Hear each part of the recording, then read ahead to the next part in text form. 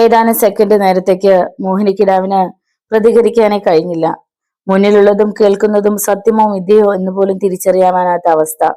എങ്കിലും യാഥാർത്ഥ്യത്തിലേക്ക് മടങ്ങി വന്നപ്പോൾ അവൾ തന്റെ മുഖത്തമർന്ന കൈത്തലം തട്ടിമാറ്റുകയും ഒരു കുതിപ്പിന് ചാടി എണീക്കുകയും ചെയ്തു.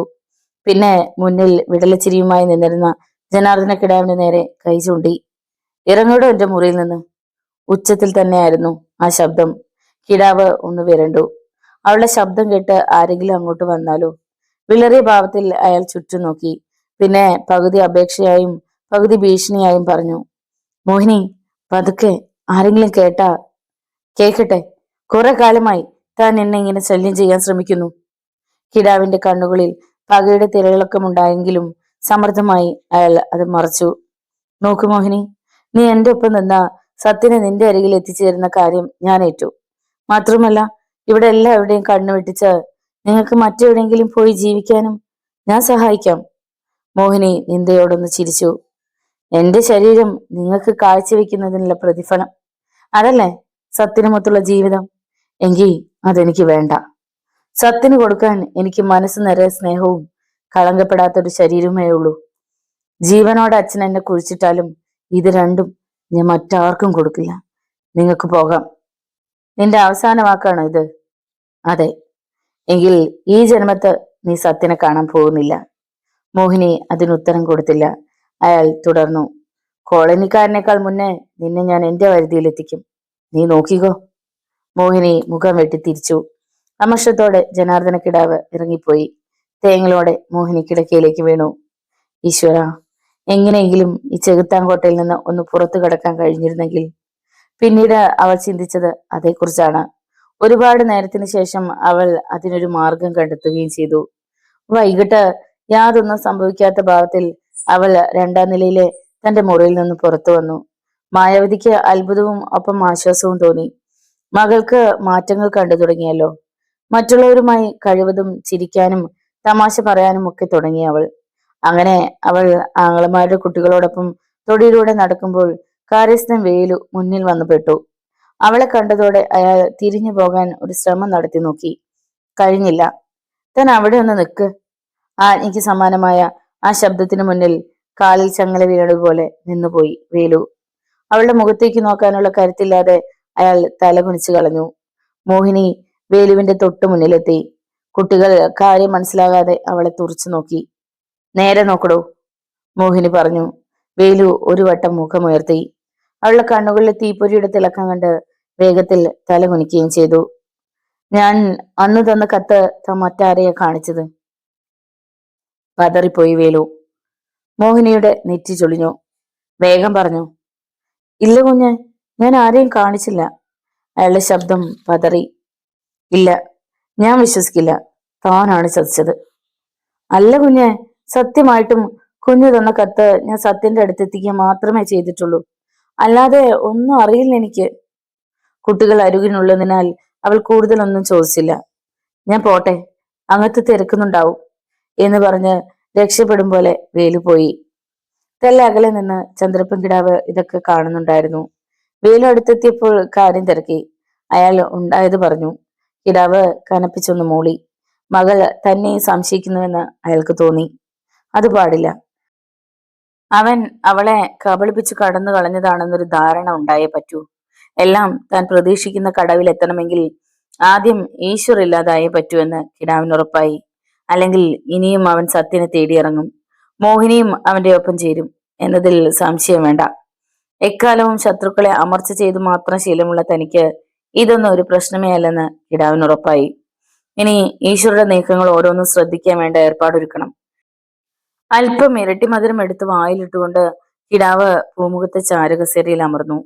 പിറ്റേന്ന് ഈശ്വർ ഹോസ്പിറ്റലിൽ എത്തുമ്പോ വസുന്ധരയും വജ്രയും ഡിസ്ചാർജ് ചെയ്ത് വീട്ടിലേക്ക് പോകാൻ ഒരുങ്ങി നിൽക്കുകയായിരുന്നു. മരക്കാർമൂഴി കവലയിലെ 2 ഡ്രൈവർമാർ അപ്പോഴും അവിടെ ഉണ്ടായിരുന്നു. ഈശ്വർ ചെന്നതോടെ അവർ പോയി. ഞങ്ങൾ ഈശ്വരൻ നോക്കിയിരിക്കുകയായിരുന്നു. വസുന്ധര ചിരിച്ചു. എങ്കിൽ പുറപ്പെടാം. ശരി. ഈശ്വരുടെ ജീപ്പിലാണ് അവർ യാത്രയായത്. വജ്ര മുൻസീറ്റിൽ അവന്റെ ഒപ്പം ഇരുന്നു. വസുന്ധരയും മൊബൈൽ പാപ്പിയും പിന്നിലും. വജ്ര വഴി പറഞ്ഞു കൊടുത്തുകൊണ്ടിരുന്നു.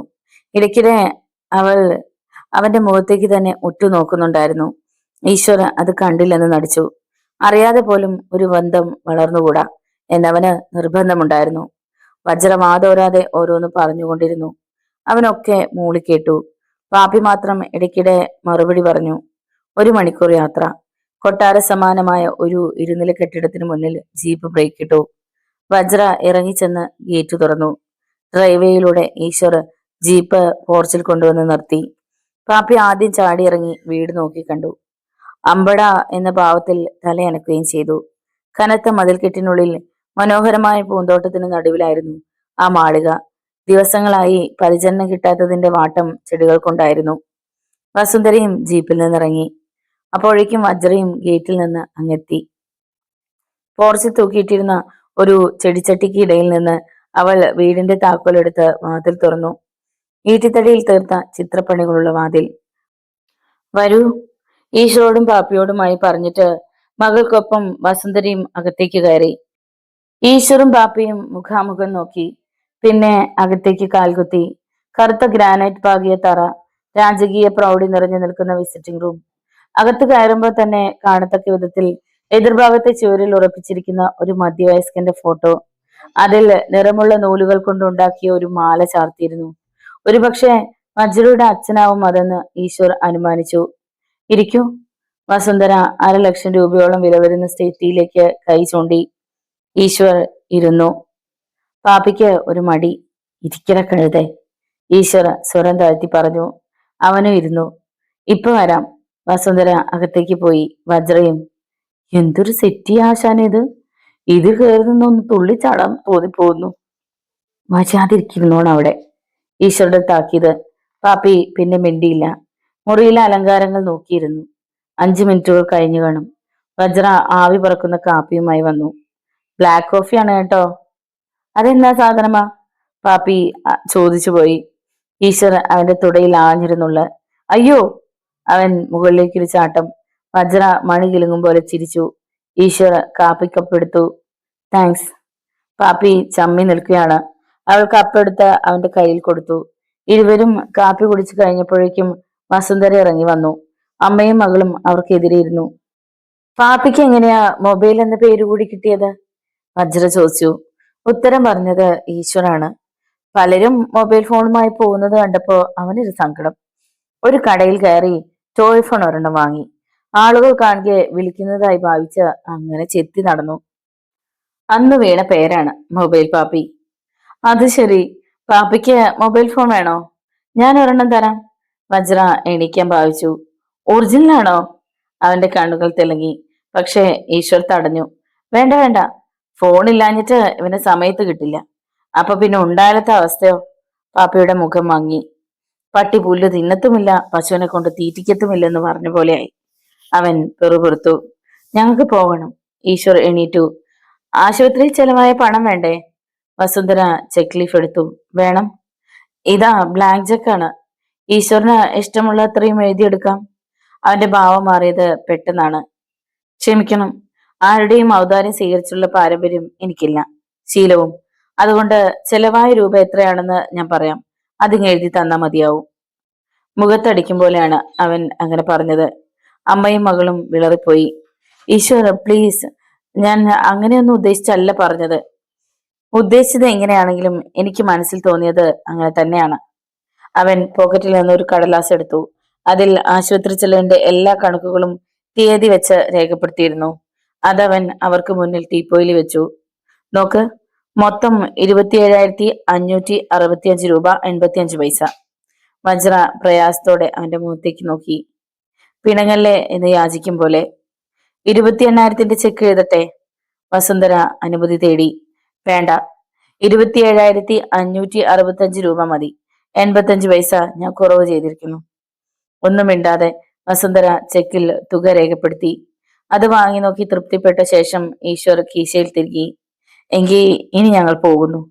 ഒരു കാര്യം കൂടി. എന്തെന്ന ഭാവത്തിൽ ഈശ്വർ വസുന്ധരയെ നോക്കി. പല ദിവസങ്ങളിലെയും ഓട്ടം മുടക്കി ഈശ്വരൻ സുഹൃത്തുക്കളും ആശുപത്രിയിലിരുന്നു. അന്ന് കിട്ടിയേക്കാമായിരുന്ന ന്യായമായ ഓട്ടത്തിന്റെ പണമെങ്കിലും എന്നോട് വാങ്ങിക്കൂടെ? ഈശ്വരന്റെ ചുണ്ടിൽ ഒരു ചിരിയുണ്ടായി. ഉപകാരങ്ങൾക്ക് പ്രതിഫലം പറ്റിയിരുന്നെങ്കിൽ ഇന്ന് ഞാനൊരു രക്ഷപ്രഭു ആയേനെ. പോട്ടെ. രണ്ടുപേരോടുമായി പറഞ്ഞിട്ട് അവൻ തിരിഞ്ഞു. ഇനി ഈ വഴി എന്ന് വരും? വജ്രയാണ് തിരക്കിയത്. എന്തെങ്കിലും ആവശ്യമുണ്ടാകുമ്പോ. അവക്ക് മുഖം കൊടുക്കാതെ അവൻ വാതിൽക്കലെത്തി. പെട്ടെന്ന് എന്തോ ഓർത്തതുപോലെ നിന്നു. പിന്നെ തോളിന് മുകളിലൂടെ തല ചിരിച്ചു നോക്കി. ഒരു കാര്യം ചോദിക്കാൻ മറന്നു. എന്താ? അമ്മയും മകളും മുന്നോട്ട് ചെന്നു. നിങ്ങൾക്ക് സ്വന്തക്കാരെന്ന് പറയാൻ വേറെ ആരുമില്ലേ? ഇരുവരും മിണ്ടിയില്ല. പറയുവാൻ ബുദ്ധിമുട്ടുണ്ടെന്ന് മനസ്സിലായി. ഓക്കെ. ഈശ്വറും പാപ്പയും ജീപ്പിൽ കയറി. വജ്ര എന്തോ പറയാനായി വാതിൽക്കലേക്ക് വന്നെങ്കിലും അപ്പോഴേക്കും ജീപ്പ് കുതിച്ചു കഴിഞ്ഞിരുന്നു. എങ്കിലും റിയർവ്യൂ മിററിലൂടെ ഈശ്വർ അത് കണ്ടു. യാത്രക്കിടയിൽ പാപ്പി ഈശ്വരോട് പറഞ്ഞു, ആശാനെ, എനിക്കൊരു സംശയം. ഡ്രൈവിംഗ് മാത്രമായിരുന്നു അവന്റെ ശ്രദ്ധ. അല്ല, ആ വജ്രയ്ക്ക് ആശാനോട് ഒരു ലൈൻ പോലെ. ഈശ്വർ പാപ്പിയെ തറപ്പിച്ചെന്ന് നോക്കി. അതോടെ അവൻ നിശബ്ദനായി. 2 ദിവസങ്ങൾ പിന്നിട്ടു. മരക്കാർ മൊഴി കവലയിൽ എത്തിയതേ ഉള്ളൂ ഈശ്വർ. മൊബൈൽ പാപ്പി ഒരു പത്രവുമായി ഓടിക്കിതച്ചു വന്നു. ഇത് കണ്ടോ ആശാനെ? ഈശ്വർ പത്രം വാങ്ങി നോക്കി. അതിൽ വസുന്ധരയുടെ ഫോട്ടോ. ഞെട്ടലോടെയാണ് വാർത്തയുടെ തലക്കെട്ട് വായിച്ചത്. കോടീശ്വരി കൊല്ലപ്പെട്ടു. ഈശ്വരുടെ നെഞ്ചിൽ ശ്വാസം വിലങ്ങി. കണ്ണുകളിൽ ഇരുൾ തിങ്ങി. പ്രപഞ്ചം കീഴ്മേൽ മറിയും പോലെ മരവിച്ചു പോയ മട്ടിൽ ആ പത്രത്തിലേക്ക് നോക്കിയിരിക്കുകയായിരുന്നു ഈശ്വർ. തലക്കെട്ടൊഴികെ മറ്റൊന്നും വായിക്കാനായില്ല അവന്. വസുന്ധര കൊല്ലപ്പെട്ടു. ആ സത്യത്തെ അംഗീകരിക്കുവാൻ അവന്റെ മനസ്സ് തയ്യാറായില്ല. 2 നാൾ മുമ്പ് താൻ ഹോസ്പിറ്റലിൽ നിന്ന് കൊണ്ടുവിട്ട സ്ത്രീ. അവർക്ക് ഭീഷണി ഉണ്ടായിരുന്നു എന്നത് സത്യമാണെങ്കിലും ഇത്ര വേഗം ഇങ്ങനെയൊന്നും പ്രതീക്ഷിച്ചിരുന്നില്ല. അവസരം കാത്തിരുന്ന കൊലയാളികൾക്ക് അത് കിട്ടി. ആശാനെ, മൊബൈൽ പാപ്പയുടെ ശബ്ദമാണ് അവനെ ഉണർത്തിയത്. ഏ? പെട്ടെന്ന് പരിസരബോധം ഉണ്ടായതുപോലെ അവൻ ചുറ്റും പകച്ചു നോക്കി. പാപ്പയുടെ മുഖവും വിളറി വെളുത്തിരുന്നു. അപ്പോഴേക്കും മറ്റു ഡ്രൈവർമാരും അങ്ങോട്ട് അടുത്തു തുടങ്ങി. തങ്ങൾ കുറച്ചു ദിവസം ആശുപത്രിയിൽ പോയി ആരുടെ ജീവനാണോ കാവൽ കിടന്നത് ആ സ്ത്രീയാണ് കൊല്ലപ്പെട്ടിരിക്കുന്നത്. വാർത്ത വായിക്കാനുള്ള ക്ഷമയൊന്നും ഉണ്ടായിരുന്നില്ല ഈശ്വറിന്. കേറടാ, നമുക്ക് അങ്ങോട്ട് പോകാം. പാപ്പയോടൊപ്പം മറ്റു 4-5 ഡ്രൈവർമാർ കൂടി ജീപ്പിൽ ചാടിക്കയറി. വെട്ടിത്തിരിഞ്ഞ് ജീപ്പ് പാഞ്ഞു. ഈശ്വരുടെ കാൽ പിന്നെയും ആക്സിലേറ്ററിൽ ഞെരിച്ചുകൊണ്ടിരുന്നു. വസുന്ധരയുടെ വീടിന് കുറെ അകലെ എത്തിയപ്പോഴേ കണ്ടു. വാഹനങ്ങൾ റോഡിൽ പാർക്ക് ചെയ്തിരിക്കുന്നു. പോലീസ് വണ്ടികളുമുണ്ട് അക്കൂട്ടത്തിൽ. ഈശ്വർ ജീപ്പ് ഒതുക്കിയിട്ടു. പിന്നെ മറ്റുള്ളവർക്കൊപ്പം ഗേറ്റിനരികിലേക്ക് ചെന്നു. പക്ഷേ പോലീസുകാർ ആരെയും അകത്തേക്ക് കയറ്റിവിട്ടില്ല. വിരട്ടി ഓടിക്കുകയാണ്. ഗേറ്റിനുള്ളിൽ ധാരാളം പോലീസുകാർ ഉണ്ടായിരുന്നു. ഡോഗ് സ്ക്വാഡുമുണ്ട്. ഇവിടെ നിൽക്കുന്നതിൽ അർത്ഥമില്ലെന്ന് ഈശ്വറിന് തോന്നി. എങ്ങനെയാണ് വസുന്ധര കൊല്ലപ്പെട്ടത്? ഒരുപക്ഷെ പത്രത്തിൽ ഉണ്ടാകുമായിരുന്നിരിക്കണം. അവൻ പിന്നോട്ട് മാറി. വജ്രയെങ്കിലും ഒന്ന് കണ്ടിരുന്നെങ്കിൽ അവൾ ആകെ തകർന്നു കാണുമെന്ന് അവന് തോന്നി. MLA ദേവദാസ് കാറിൽ വന്നിറങ്ങി. ഈശ്വര കണ്ടെങ്കിലും ഒരു ചെറിയ ചിരിയിൽ പരിചയം ഒതുക്കിയിട്ട് അകത്തേക്ക് പോയി. പോലീസ് ഭവ്യതയോടെ നിന്നു. കാരണം അടുത്ത തെരഞ്ഞെടുപ്പ് കഴിഞ്ഞാൽ ദേവദാസാണ് ആഭ്യന്തരമന്ത്രി. അക്കാര്യത്തിൽ തർക്കമില്ല. ദേവദാസ് പോയി കഴിഞ്ഞാണ് ഈശ്വരന് ഒരാശയം തോന്നിയത്. അദ്ദേഹത്തോട് വിവരം പറഞ്ഞിരുന്നെങ്കിൽ തന്നെ കൂടി അങ്ങോട്ട് കൊണ്ടുപോയേനെ. ഒരു ആംബുലൻസ് വന്ന് അകത്തേക്ക് പോയി. കുറെ കഴിഞ്ഞപ്പോൾ വസുന്ധരയുടെ മൃതദേഹവുമായി അത് മടങ്ങുകയും ചെയ്തു. എന്നിട്ടും ആരെയും അകത്തേക്ക് കടത്തിവിടാതെ കാവലാണ് പോലീസ്. MLA ദേവദാസ് മടങ്ങിയിട്ടില്ല. അയാൾ അകത്തു തന്നെ കഴിയുന്നത് എന്താണെന്ന് ഈശ്വരന് മനസ്സിലായില്ല. ഏതായാലും അയാളും കൂട്ടുകാരും മടങ്ങി. തിരികെ മരക്കാർ മൊഴിയിൽ എത്തിയിട്ട് വീട്ടിലേക്ക് പോവുകയാണ് ഈശ്വർ ചെയ്തത്. അതിനിടെ വാർത്തയുള്ള ഒരു പേപ്പർ സംഘടിപ്പിക്കാനും അവൻ മറന്നില്ല. എന്തോ മനസ്സാകെ ഇളകി മറിഞ്ഞിരിക്കുകയാണ്. കോളനിയിലെത്തി. ജീപ്പ് മുറ്റത്ത് കയറ്റിയിട്ട് അവൻ പത്രവുമായി തന്റെ മുറിയിൽ കയറി. സുന്ദരി കോളേജിൽ പോയിരിക്കുകയാണ്. അമ്മ അടുക്കളയിലുമുണ്ട്. ദാമോദരനെ അവിടെ എങ്ങും കണ്ടില്ല. കാക്കി ഉടുപ്പ് ഊരിയെറിഞ്ഞിട്ട് ഈശ്വർ പത്രവുമായി കട്ടിലേക്ക് ചാഞ്ഞു. വിശദമായ വാർത്ത ഇല്ലായിരുന്നു. എങ്കിലും ഏകദേശമുള്ള വിവരം കിട്ടി.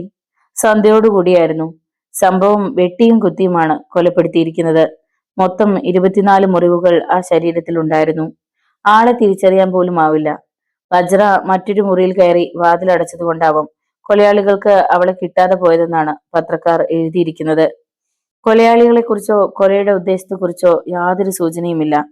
ഈശ്വർ വെറുതെ കണ്ണടച്ചു കിടന്നു. വൈകിട്ട് മരക്കാർമൊഴി കവലയിൽ ബസ് ഇറങ്ങി വീട്ടിലേക്ക് വരികയായിരുന്നു സുന്ദരി. അവൾക്കൊപ്പം ആരും ഉണ്ടായിരുന്നില്ല. പിന്നിൽ നിന്നും ചീറിയെത്തിയ ഒരു മാരുതി കാർ അവൾക്കരികിൽ ബ്രേക്ക് ഇട്ടു. സുന്ദരി ഞെട്ടിത്തിരിഞ്ഞു. മാരുതിയുടെ പിന്നിലെ കറുത്ത ഗ്ലാസ് പതിയെ താഴേക്ക് മാറി. അവിടെ വലിയ ചുവന്ന സിന്ദൂരപ്പൊട്ടുള്ള ഒരു നെറ്റിയും അതിനു താഴെ വിടർന്ന കനലിന്റെ തിളക്കമുള്ള 2 കണ്ണുകളും അവൾ കണ്ടു. സുന്ദരിയല്ലേ? ഗ്ലാസിന്റെ വിടവിലൂടെ അസാധാരണമായ ഒരു സ്ത്രീ ശബ്ദം പുറത്തേക്ക് വന്നു. അറിയാതെ തലകുലുക്കിപ്പോയി സുന്ദരി. നിന്റെ പോക്ക് ചതിക്കുഴിയിലേക്കാണ്, സൂക്ഷിക്കുക എന്നൊരു മുന്നറിയിപ്പ് തരാൻ മാത്രമേ ഇപ്പൊ എനിക്ക് കഴിയൂ. ഞാൻ അതിന് സുന്ദരിയുടെ ചുണ്ടുകൾ വിറപൂണ്ടു. കാറിനുള്ളിൽ നിന്നും കുപ്പിച്ചില്ലുകളുടെ കിലുക്കമുള്ള ചിരി കേട്ടു. അതിന്റെ ഒടുവിൽ പല്ലുകൾ ഞെരിഞ്ഞമരുന്ന ശബ്ദവും. കുട്ടി, നീ ഇപ്പോ ഏറ്റവും വിലപ്പെട്ടതെന്ന് കരുതി നെഞ്ചിൽ അടുക്കി വെച്ചിരിക്കുന്ന ഒരു സ്വപ്നമുണ്ടല്ലോ, അതേക്കുറിച്ച് തന്നെയാണ് ഞാൻ പറഞ്ഞത്. സർവ്വതും സംഹരിക്കാൻ കഴിയുന്ന കൊടും വിഷമാണത്. സുന്ദരി സ്തബ്ധയായി. കാറിന്റെ ഗ്ലാസ് മുകളിലേക്ക് ഉയർന്നു. അത് മുന്നോട്ട് പോയി. മുന്നിലെ വളവിൽ കാർ മറിഞ്ഞിട്ടും തറയിൽ ഉറച്ചുപോയ മാതിരി നിൽക്കാനേ കഴിഞ്ഞുള്ളൂ സുന്ദരിക്ക്. എന്തൊക്കെയാണ് അവർ പറഞ്ഞത്? തന്റെ സ്വപ്നം. ഈശ്വര, അതൊക്കെ അവർ എങ്ങനെ അറിഞ്ഞു? ഒന്നുറപ്പാണ്, ഒരു അസാധാരണ സ്ത്രീയാണ് അവർ. ആ കണ്ണുകൾക്ക് എന്തൊരു ശക്തിയാണ്! വാക്കുകൾക്ക് ബ്ലേഡിനേക്കാൾ മൂർച്ച. മുഖം ശരിക്കൊന്ന് കാണാൻ കൂടി കഴിഞ്ഞില്ല. എങ്കിലും താൻ ഇന്ന് വരെ കണ്ടിട്ടുള്ള രണ്ട് കണ്ണുകളല്ല അതൊന്ന് ഉറപ്പാണ്. കുഞ്ഞെന്താ ഇവിടെ നിൽക്കുന്നത്? എന്തേലും കളഞ്ഞുപോയോ? ശബ്ദം കേട്ടാണ് അവൾ ഉണർന്നത്. മുന്നിൽ കോളനിക്കാരിയായ ഒരു സ്ത്രീ. ഞാൻ എന്റെ ഒരു പേന പോയി, അവൾ വിക്കി വിക്കി പറഞ്ഞു. ആ സ്ത്രീ ചിരിച്ചു. അതിനാണോ ഇത്രയും വിഷമിക്കുന്നേ? മറുപടി പറയാതെ വിളറിയ ചിരിയോടെ സുന്ദരി നടന്നു. കാലുകൾ കഴക്കുകയും തൊണ്ട വറ്റി വരണ്ട് കടുത്ത ദാഹമുണ്ടാകുന്നത് പോലെയും അവൾക്ക് തോന്നി. വീട്ടിലെത്തിയതോടെ പുസ്തകം മേശപ്പുറത്ത് വെച്ചിട്ട് കയറി കിടന്നു. ജാനകി അടുത്തു വന്നു. എന്തു പറ്റിയടി? ഒരു തലവേദന. ജാനകി ചൂടുള്ള ചുക്കുകാപ്പി എടുത്തുകൊണ്ടുവന്നു. ഇത് കുടിക്ക്, തലവേദന പോകും. അനുസരിക്കാതിരിക്കാനായില്ല അവൾക്ക്. അല്ലെങ്കിൽ അമ്മയോട് എന്തു പറയും? കണ്ണുകൾക്ക് മുന്നിൽ നിന്ന് ആ ചുവന്ന സിന്ദൂരപ്പൊട്ടും കണ്ണുകളും മായുന്നേയില്ല. കാതുകളിൽ മുഴക്കമായി തങ്ങി നിൽക്കുകയാണ് ശബ്ദം. ആരോടെങ്കിലും പറയാനാവുമോ? അതുമില്ല. ഈശ്വർ ജീപ്പ് സ്റ്റാർട്ട് ചെയ്യുന്ന ശബ്ദം കേട്ടു. അല്പദൂരം ചെന്നപ്പോൾ വിജയനെതിരെ വന്നു. ഈശ്വരുടെ ജീപ്പാണതെന്ന് അറിഞ്ഞപ്പോ അയാൾ റോഡിന് നടുവിൽ കയറി നിന്നു. തക്ക സമയത്ത് അവൻ ബ്രേക്ക് അമർത്തിയില്ലായിരുന്നെങ്കിൽ ഇടിച്ചു തെറിപ്പിച്ചേനെ. വിജയൻ നന്നായി മദ്യപിച്ചിട്ടുണ്ടായിരുന്നു. അവൻ ഈശ്വരുടെ അരികിൽ വന്നു. എന്നെ പോലീസുകാരങ്ങ് ഊഞ്ഞാലാട്ടിയില്ലടാ, അതുകൊണ്ട് ഞാനിങ്ങ് വന്നു. ഉടനെ തിരിച്ചങ്ങോട്ട് ചെല്ലാമെന്നും പറഞ്ഞു. പക്ഷേ പോണേന് മുന്നേ ഈ കോളനിയിൽ ചിലത് നടക്കും, ഞാൻ നടത്തും. അതിനായിട്ട് ഒരു കത്തി പണിപ്പിച്ചു വെച്ചിട്ടുണ്ടടാ ഞാൻ, കരുതിക്കോ. ഈശ്വര അവന്റെ കണ്ണുകളിലേക്ക് നോക്കി. വിജയ, എനിക്ക് നിന്നോട് യാതൊരു വിരോധവുമില്ല. നിന്റെ ഭാഗത്ത് നിന്ന് അന്ന് അങ്ങനെ ഉണ്ടായതിന്റെ ശിക്ഷയാ കിട്ടിയത്. എന്നാൽ എനിക്ക് നിന്നോട് പകയുണ്ടടാ. കൊല്ലും ഞാൻ. വേണ്ടി വന്നാ നിന്റെ അണ്ണാക്കിൽ ബോംബ് പൊട്ടിക്കും ഞാൻ. എങ്കി നീ അങ്ങനെ അങ്ങ് ചെയ്യ്. ഈശ്വര ജീപ്പ് മുന്നോട്ടെടുത്തു. വിജയൻ പിന്നോട്ട് മാറി. കോളനി കഴിഞ്ഞ് റോഡിലേക്ക് ഇറങ്ങിയതേ ഉള്ളൂ. എതിരെ ഒരു മാരുതി കാർ വന്നു. അതിന്റെ ഡ്രൈവർ ലൈറ്റ് തെളിയിച്ചിട്ട് കാർ നിർത്തി. ഈശ്വറും അതിന്റെ അരികിൽ ബ്രേക്ക് ഇട്ടു. പെട്ടെന്ന് പിന്നിലെ ഗ്ലാസ് 2 ഇഞ്ചോളം താഴേക്ക് മാറി. ഈശ്വർ സൂക്ഷിച്ചു നോക്കി. ചുവന്ന വലിയ പൊട്ടും തിളങ്ങുന്ന 2 കണ്ണുകളും അവനും കണ്ടു. ഈശ്വറാണല്ലേ? ആ ശബ്ദത്തിന് അവന്റെ ശരീരത്തിൽ ഒരു തരിപ്പുണ്ടാക്കാനുള്ള ശക്തി ഉണ്ടായിരുന്നു. അതെ, അവൻ പറഞ്ഞു. മനസ്സിലായില്ല? മനസ്സിലാകും. മറ്റൊരു കാര്യം പറയാനാണ് ഞാൻ വന്നത്. നീ ആരെ വിശ്വസിക്കുന്നുവോ അവൻ നിന്നെ ചതിക്കും. ഈശോയുടെ നെറ്റി ചൊളിഞ്ഞു. നിങ്ങൾ എന്താണ് ഈ പറയുന്നത്? ആര് ചതിക്കുമെന്നാ? നീ ഏറ്റവും കൂടുതൽ വിശ്വസിക്കുന്നവൻ തന്നെ, കരുതി കഴിയുക. അവൻ മറുപടി നൽകും മുമ്പ് കാറിന്റെ ഗ്ലാസ് ഉയർന്നു. വെടിച്ചില് പോലെയായിരുന്നു അതിന്റെ പോക്ക്. ഒരുപക്ഷെ ഈശ്വർ പിന്തുടർന്നാലോ എന്ന് അതിലുള്ളവർ കരുതി കാണും. ഈശ്വർ അതിന്റെ നമ്പർ നോക്കി. വ്യക്തമായി വായിക്കാനായില്ല. കാരണം അത് കേരള രജിസ്ട്രേഷൻ അല്ലായിരുന്നു. വിസ്മയമാണ് ഈശ്വറിനുണ്ടായത്. എല്ലാം ഒരു സ്വപ്നം പോലെ തോന്നുന്നു. എന്നാൽ അതേ വിസ്മയം ആ നാട്ടിൽ പലർക്കും അന്നുണ്ടായി. ഒന്ന്, ചെങ്കാട്ട് തറവാട്ടിലെ കാരണവർ ചന്ദ്രപ്പൻ കിടാവിന് തന്നെയായിരുന്നു. സന്ധ്യയ്ക്ക് കുളി കഴിഞ്ഞ് പതിവ് മരുന്ന് കഴിക്കാനായി തന്റെ മുറിയിലേക്ക് പോകാൻ നേരത്താണ് ഫോൺ ശബ്ദിച്ചത്. കിടാവ് റിസീവർ എടുത്തു. ഹലോ, കിടാവ് ആണോടാ? സ്ത്രീ ശബ്ദം. കിടാവ് ഒന്ന് പകച്ചു. തന്നെ കിടാവെന്ന് വിളിക്കുന്നു, അതും ഒരു സ്ത്രീ? ആരടി നീ? അറിയാതെ ശബ്ദം ഉയർന്നുപോയി. അപ്പുറത്തു നിന്നും പരിഹാസം നിറഞ്ഞ ചിരിയാണ് കേട്ടത്. എന്താടോ കിഴവ, എന്റെ പ്രായം അറിയാനാണോ തനിക്ക്? അന്തിക്കൂട്ടിനെ പറ്റിയ ചരക്കാണോ എന്നറിയാൻ? എടീ, മിണ്ടാതിരിക്കടാ. തന്റെ വിരട്ടിലൊക്കെ ഈ നാട്ടിലെ അത്താഴ പട്ടിണിക്കാരായ പാവങ്ങളോട് മതി. എന്റെ അടുത്തെടുത്താ കാലിലെ ചെരുപ്പുരി തന്റെ കരണം പോയിക്ക് ഞാൻ, അതും നാലാൾ കാണുക. വാസ്തവത്തിൽ കിടാവ് ഞെട്ടുക തന്നെ ചെയ്തു. ജീവിതത്തിൽ ഇന്ന് വരെ മനുഷ്യജന്മത്തിൽ പിറന്ന ഒരാളും തന്നോട് ഇങ്ങനെ സംസാരിച്ചിട്ടില്ല. ആരാണിവൾ?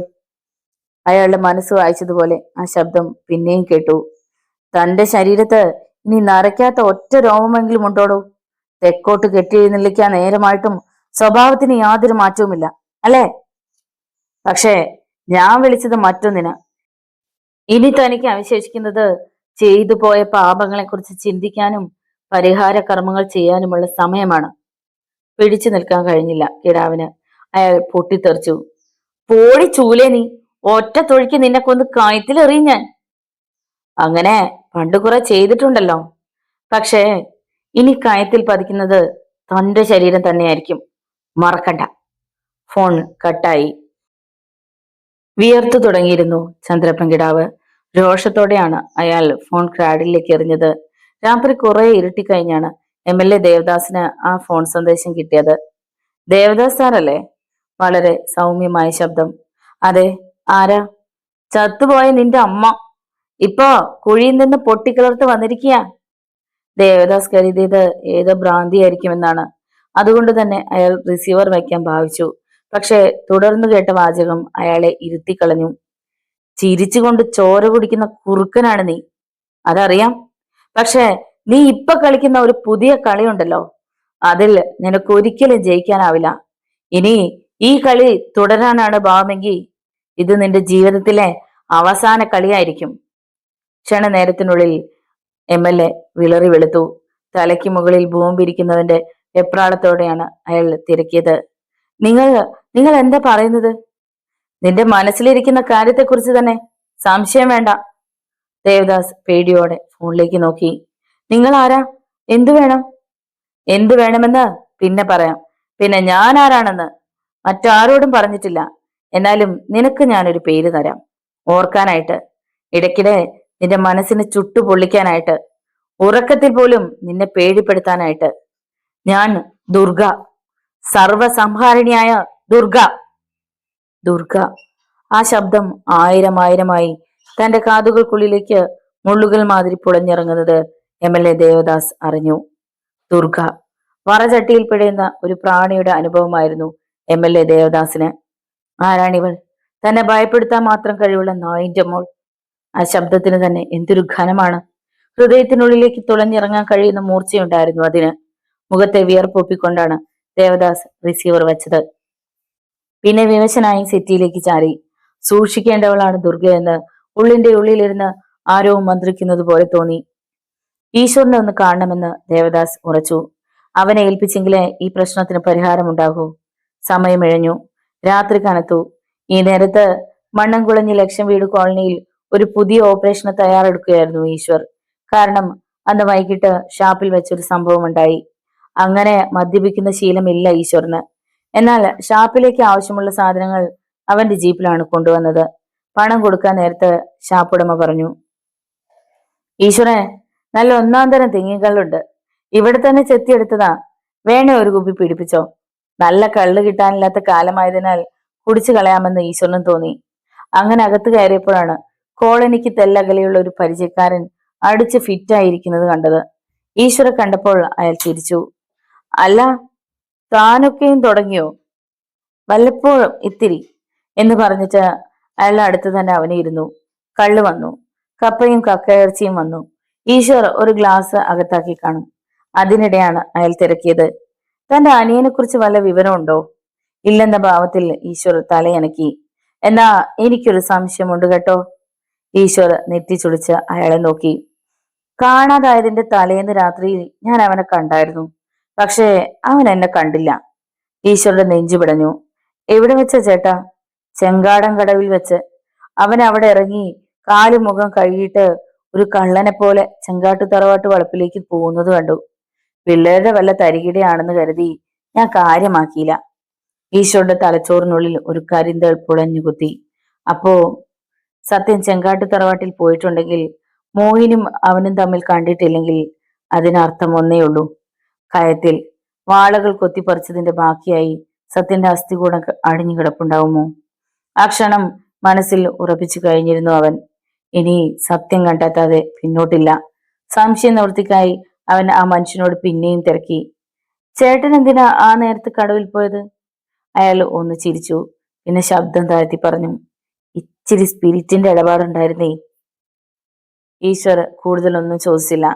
കള്ളു കുടിച്ചു തീർത്ത് എണീറ്റു. നേരം ശരിക്കിരുട്ടുവാൻ കാത്തിരിക്കുകയായിരുന്നു.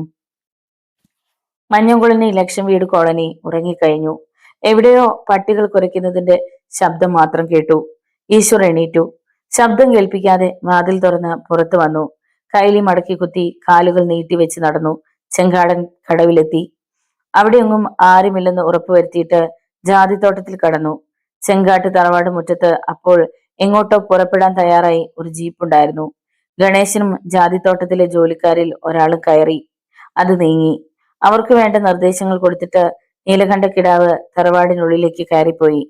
കാൽക്കീഴിൽ അമരുന്ന കരിയിലുകൾ ഞെരിഞ്ഞമർന്ന് ശബ്ദമുണ്ടാക്കാതിരിക്കാൻ പരമാവധി ശ്രമിച്ചുകൊണ്ടാണ് ഈശ്വർ നടന്നത്.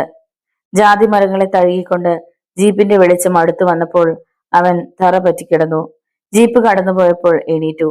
ചന്ദ്രപ്പൻ കിടാവിനെ തന്നെ കാണണമെന്നായിരുന്നു അവന്റെ തീരുമാനം. പക്ഷെ അയാൾ ഉറങ്ങുന്നത് ഏത് മുറിയിലാണെന്ന് അറിയില്ല. മുറ്റത്തിന് തെല്ലകലെ നിന്ന് ഈശ്വർ ശ്രദ്ധിച്ചു. തറവാടിനുള്ളിലെ ലൈറ്റുകൾ എല്ലാം അണഞ്ഞിരിക്കുന്നു. എന്തു വേണം? പുറത്തെ ലൈറ്റുകളുടെ വെളിച്ചത്തിൽ അവൻ പരിസരം ശ്രദ്ധിച്ചു. കിഴക്ക് ഭാഗത്ത് ഒരു വൈക്കോൽ തുറു കണ്ടു. ഏതോ ആശയം തോന്നിയതുമാതിരി അവൻ അങ്ങോട്ട് നീങ്ങി. മിനിറ്റുകൾ കഴിഞ്ഞപ്പോൾ പുറം പണിക്കാരുടെ ഒച്ച ഉയർന്നു. തീ തീ തുറുവിന് തീ പിടിച്ചേ! തറവാട് ഉണർന്നു. കാര്യമറിയാതെയാണെങ്കിലും അംഗങ്ങൾ ഓരോരുത്തരായി വാതിൽ തുറന്ന് പുറത്തു വന്നു. ഏവരും മുറ്റത്തേക്ക് കുതിച്ചിറങ്ങി. പെട്രോളിന് തീ പിടിച്ച മാതിരിയായിരുന്നു തുറുവിന്റെ ആളൽ. ശേഖരാ, നീലകണ്ഠ, തീ അണയ്ക്കടാ! ചന്ദ്രപ്പൻ കിടാവ് ഗർജിച്ചു. അപ്പോഴേക്കും പണിക്കാർ വെള്ളം കൊണ്ടുവന്ന് ഒഴിക്കാൻ തുടങ്ങിയിരുന്നു. ജനാർദ്ദനൻ ഹോസ് പൈപ്പിൽ തിരികിയിട്ട് അതിന്റെ ഒരറ്റവുമായി തുറുവിന് നേർക്ക് നീങ്ങി. ഇരുട്ടിൽ ഒരിടത്ത് മാറി നിന്ന് എല്ലാം ശ്രദ്ധിക്കുകയായിരുന്നു ഈശ്വർ. കിടാവ് ഇറങ്ങി വന്നത് എവിടെ നിന്നാണെന്ന് അവൻ കണ്ടു കഴിഞ്ഞു. എല്ലാവരുടെയും ശ്രദ്ധ തുറുവിന് നേരെയായതിനാൽ ഈശ്വർ തറവാടിനുള്ളിൽ കടന്നത് ആരും കണ്ടില്ല. തീ അണയ്ക്കുവാൻ അവർക്കായില്ല. അത് മുഴുവനും എരിഞ്ഞമർന്നു. തീ കത്താനുള്ള കാരണം മാത്രം ആർക്കും പിടികിട്ടിയില്ല. ആരോ കത്തിച്ചതാണെന്നുള്ളതിന് സംശയമില്ല. രുദ്രാക്ഷമാലയിൽ തെരിപ്പിടിച്ചുകൊണ്ടാണ് കിടാവ് പറഞ്ഞത്. അതാരായാലും അധിക ദൂരം പോയിരിക്കാനും ഇടയില്ല. വേഗം തിരക്ക്. കിടാക്കന്മാരും പണിക്കാരും ടോർച്ചുകളും മറ്റുമായി തിരച്ചിൽ തുടങ്ങി. ഒരു മൃഗത്തെ വേട്ടയാടുന്ന ഭാവമായിരുന്നു അവർക്ക്. ചിന്താഭാരത്തോടെ മുറ്റത്തുകൂടി അങ്ങിങ്ങ് നടന്ന ശേഷമാണ് ചന്ദ്രപ്പൻ കിടാവ് തന്റെ മുറിയിലേക്ക് നടന്നത്. അതോടെ സ്ത്രീകളും അകത്തേക്ക് പോയി. ഇത്രയൊക്കെ ബഹളങ്ങൾ ഉണ്ടായിട്ടും മോഹിനി മാത്രം പുറത്തു വന്നിരുന്നില്ല. കിടാവ് തന്റെ മുറിയിലെത്തി.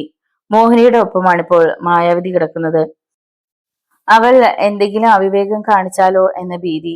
ചന്ദ്രപ്പൻ കിടാവ് കട്ടിലിൽ ഇരുന്നതേയുള്ളൂ. പെട്ടെന്ന് ആരോ വാതിലടച്ച് താഴ്ത്തിട്ടപ്പോൾ ഞെട്ടി തലയുയർത്തി. വാതിലിൽ ചാരി കിടാവിനെ തന്നെ നോക്കി നിൽക്കുന്നു ഈശ്വർ. ഒറ്റ നോട്ടത്തിൽ തന്നെ കിടാവിന് ആളെ മനസ്സിലായി. രോമങ്ങൾ വരെ കോപം കൊണ്ട് വിറയ്ക്കുന്ന ഭാവത്തിലാണ് കിടാവ് ചാടി എണീറ്റത്. നിനക്ക് ഇത്രയ്ക്ക് ധൈര്യമാണോടാ തെണ്ടി? ചെങ്കാട് തറവാടിനുള്ളിൽ കാലുകുത്തുവാൻ, ആകെ അശുദ്ധമാക്കുവാൻ? ശബ്ദം വളരെ കുറച്ചു മതി. എനിക്ക് കാതുകൾക്ക് നല്ല കേൾവിയുണ്ട്.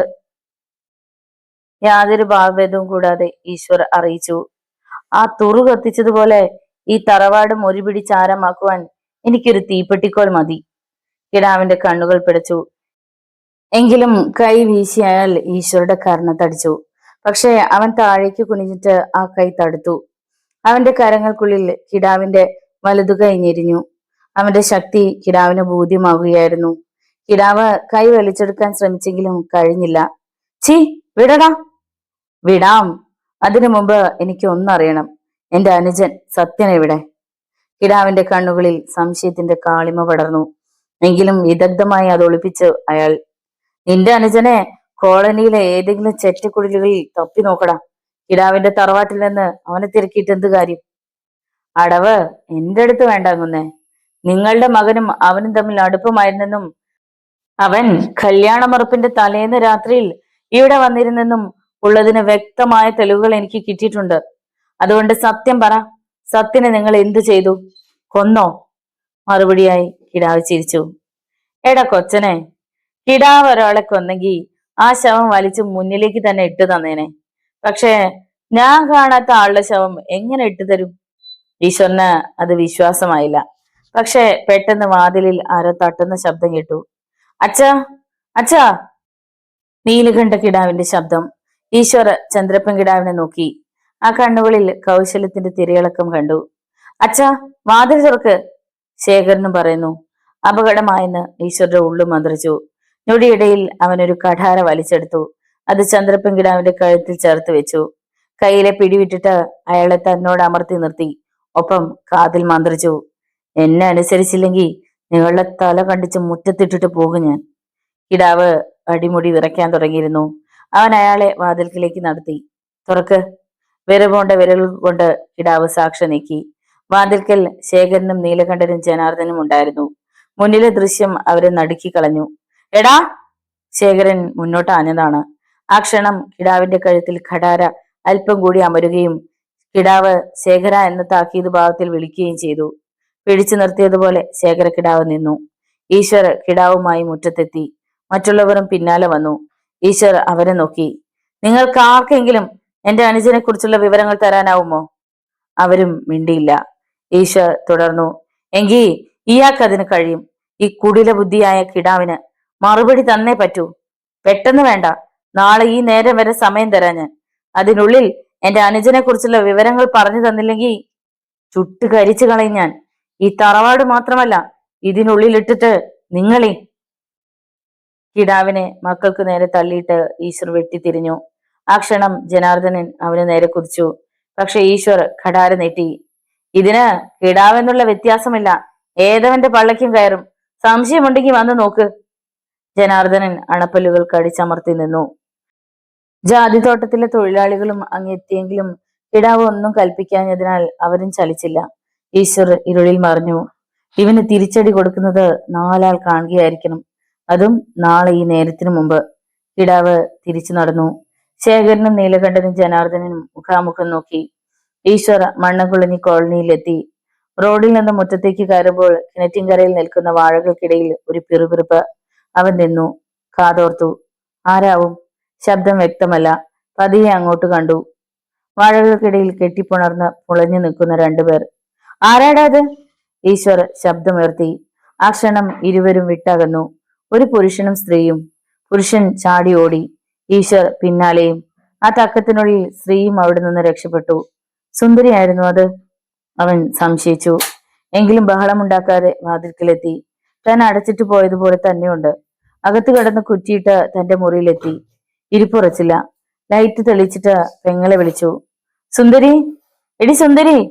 കുറച്ചു കഴിഞ്ഞാണ് അവൾ വിളി കേട്ടതും അങ്ങോട്ട് വന്നതും. ഈശ്വർ സൂക്ഷിച്ചു നോക്കി. അവൾ ഉറങ്ങുക തന്നെയായിരുന്നു. അപ്പോ എന്താ ഏട്ടാ? ആ, നീ ഇത്തിരി വെള്ളം കൊണ്ടുവാ കുടിക്കാൻ. അവൾ പോയി വെള്ളം കൊണ്ടുവന്നു. പുറത്ത് എന്തെങ്കിലും ശബ്ദം നീ കേട്ടോ? ഇല്ല. എന്തുണ്ടായി ഏട്ടാ? ഏയ്, നീ പോയിക്കോ. അവൻ ഗ്ലാസ് മടക്കി കൊടുത്തു. അവൾ പോയി. ലൈറ്റ് അണച്ച് കിടക്കുമ്പോൾ അവന്റെ ഉള്ളിൽ ഒരു ചിലന്തി കടിക്കാൻ തുടങ്ങിയിരുന്നു. ആരായിരുന്നു അത്? പിറ്റേന്ന് രാവിലെ 10 മണി. മരക്കാർ മൊഴി കവലയിൽ ഓട്ടം കാത്തു കിടക്കുകയായിരുന്നു ഈശ്വർ. പെട്ടെന്നാണ് ഒരു ലോറി വന്നവിടെ ബ്രേക്ക് ഇട്ടത്. അതിൽ നിറയെ കിടാക്കന്മാരുടെ തൊഴിലാളികളായിരുന്നു. അതിന് പിന്നാലെ ഒരു ജീപ്പും വന്നു നിന്നു. അതിൽ നിന്ന് ആദ്യം ചന്ദ്രപ്പൻ കിടാവ് ഇറങ്ങി. പിന്നാലെ ആൺമക്കളും മരുമകനും. മരക്കാർ മൊഴി കവലയിൽ സകലരും നെറ്റിച്ചൊളിച്ചു. ഈശ്വരുടെ മനസ്സിലും അപകടത്തിന്റെ ഒരു തീപ്പൊട്ട് പാറി വീണു. ആശാനെ! പാപ്പി പേടിയോടെ വിളിച്ചു. ഈശ്വർ ഒഴികെ ആർക്കും കാര്യം എന്താണെന്ന് വ്യക്തമായില്ല. ഒരു പടപ്പുറപ്പാട് പോലെ ചന്ദ്രപ്പൻ കിടാവും സംഘവും എത്തിയിരിക്കുന്നു. മരക്കാർ മൊഴി കവലയിലുള്ളവർ ഒരുപാട് കാലത്തിന് ശേഷമാണ് ഇത്തരം ഒരു കാഴ്ച കാണുന്നത്. പണ്ടൊക്കെ ശത്രു സംഹാരത്തിനായി കിഴക്കന്മാർ വരുന്നത് ഇങ്ങനെയായിരുന്നു. അന്നൊക്കെ ലക്ഷ്യം പൂർത്തിയാക്കിയിട്ടേ അവർ മടങ്ങിയിട്ടുള്ളതാനും. പക്ഷേ ഇങ്ങനെ ഒരു വരവിന്റെ ഉദ്ദേശം ഇപ്പോഴെന്താണ്?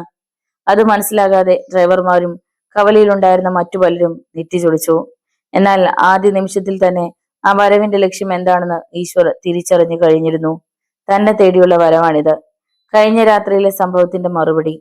ഡ്രൈവിംഗ് സീറ്റിൽ നിന്നിറങ്ങാതെ സ്റ്റിയറിംഗ് വീലിൽ താളം പിടിച്ചുകൊണ്ട് മറ്റെങ്ങോ നോക്കി. എന്നാൽ ഒളി കണ്ടാൽ എല്ലാം ശ്രദ്ധിച്ചുകൊണ്ട് അവനിരുന്നു.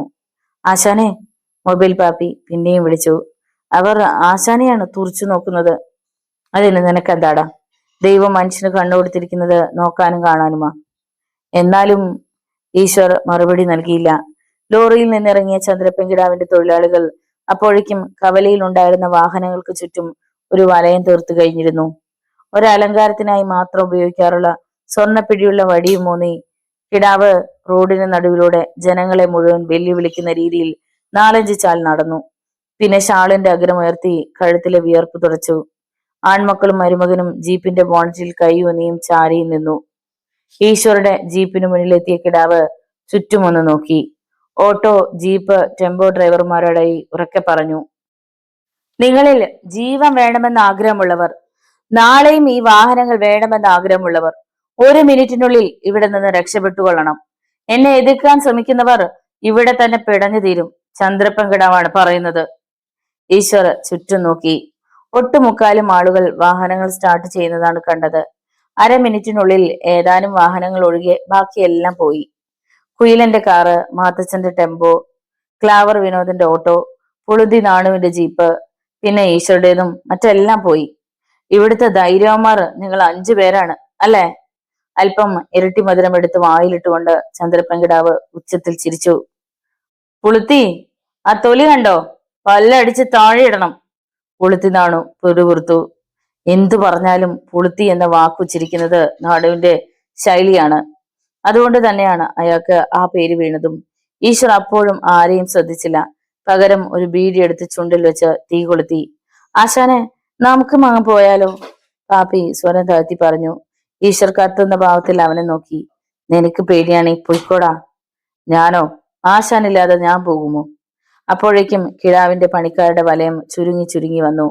കിടാവ് ഈശ്വർ ഒഴികെയുള്ള വാഹനങ്ങളുമായി അവിടെ തന്നെ ഉണ്ടായിരുന്നവരോട് പറഞ്ഞു: ധൈര്യമായി ഇവിടെ തന്നെ കിടക്കുന്ന നിങ്ങൾക്ക് ഞാൻ ഒരു ഔദാര്യം കൽപ്പിച്ചു തരാം.